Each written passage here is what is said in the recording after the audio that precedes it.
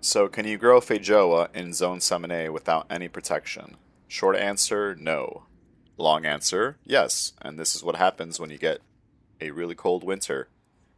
You will lose most of the growth and it will die back to the ground and begin to resprout from ground level.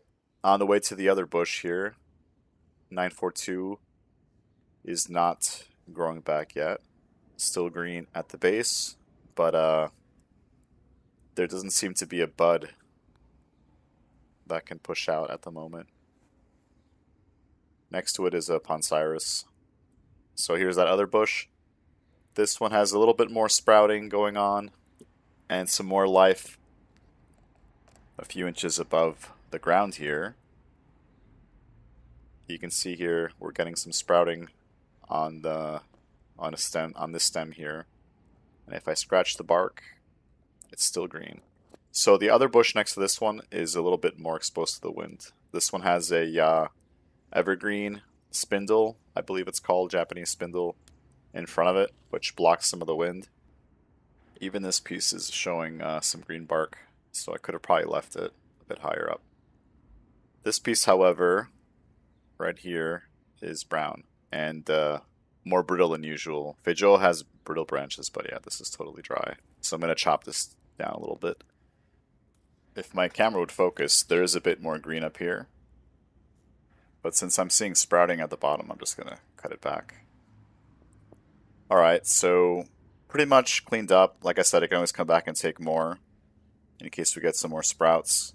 This piece here, I'm not really liking the angle there. And this twig is dry.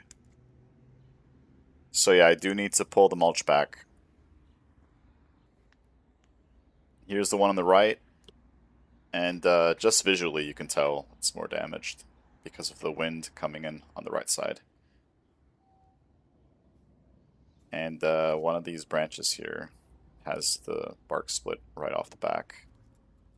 So yeah, I'm going to get to it and clean this one up. So that first cut, the branch here does have a little bit of green, but it's not the healthiest shade of green. So we're going to just keep cutting this back.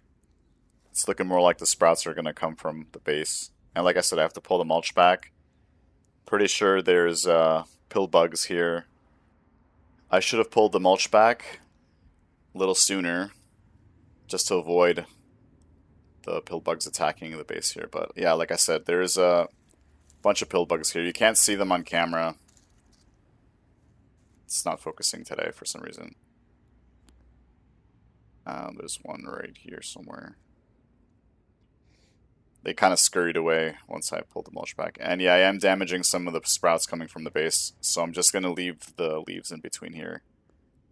And just pulled back the mulch on the second bush. So on my way to the rest of the pineapple guavas, remember that yuzu I chopped back? It's sprouting from the ground again. And the Morton is also coming back from the graft. So not all was lost. Glad this grew back. The Thomasville, I don't have any hope that this is going to grow back, but you never know. There is some green there around the graft union, so it's possible. We'll see what happens with that guy. Anyway, glad the Morton's back. In front of the greenhouse here is the second best looking feijoa,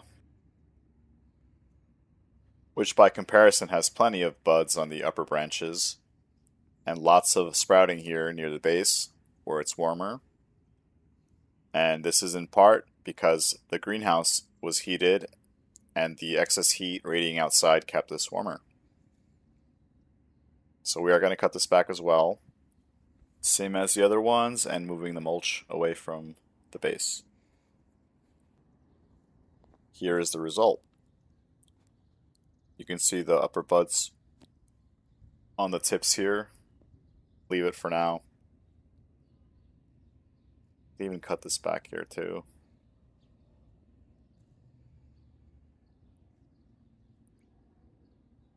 And pull back the mulch as well.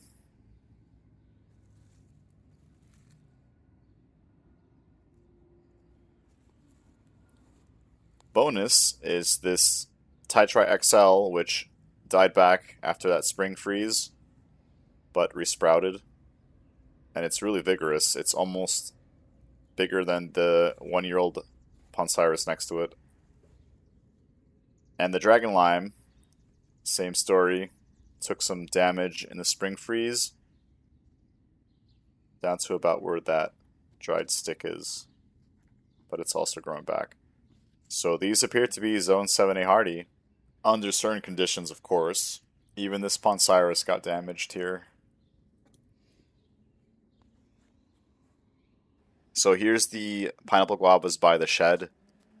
And these actually have more live wood, as you can see. This is probably over a foot above the ground. And I think up here, oh, this is brown, but I did notice some green, as well as some sprouts. So I think I'm just going to give these a little more time. I do have to pick all the weeds off here. So yeah, like I said, I'm going to hold off on cutting this too much because there is a lot of green wood and sprouts coming up. So just going to clean it up a little bit, as well as pull the mulch back like the other plants. This one has a little more damage. So all of my pineapple guavas are clones from those two bushes. And I forgot to label them when I rooted them, so I don't know what I have here. Might all be one clone, might all be a mix. Location matters with these plants just as much as anything else. From my other videos, zone pushing lazily without covering anything. But this is the one in the greenhouse. And I tried grafting a self-fertile variety onto it, but it didn't work out. None of the grafts worked out. This is a veneer graft, but I believe that's just a sprout from the rootstock. I'll have to take a closer look.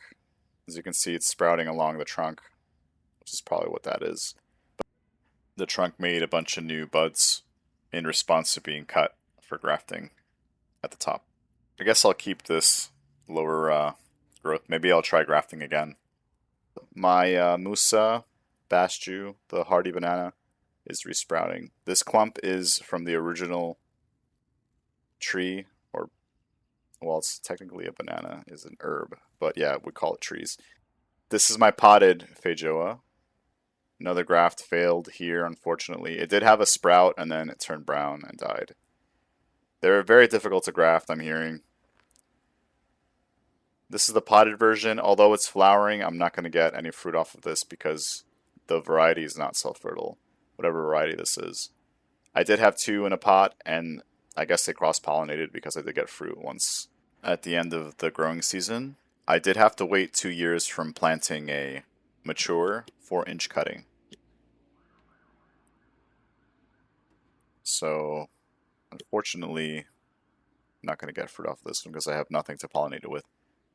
However, I do have some seedlings here, which were sent by the same guy that sent me the self-fertile variety. And he said these set fruit on their own. There's no other feijoas nearby. So some of these seedlings, or all of them, might be potentially self-fertile varieties. As long as these get some nice growth on them, I can always try to do a side graft, just piggyback onto the rootstock, either in the pot or in the greenhouse, and then we'll borrow the energy from the existing plant to give them a boost.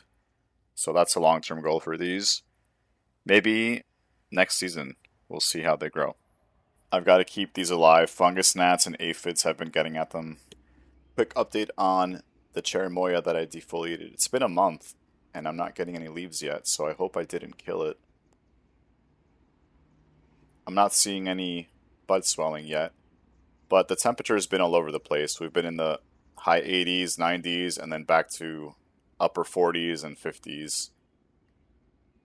Scratch test reveals green cambium, so not worried yet. Just some seedlings here, watermelon and eggplants. I don't think I have enough time to plant these now, but we'll try it anyway. And this is the sugar apple grafted on cherimoya. I did defoliate this one. A little bit of the tips dying back, probably because the wood was floppy green.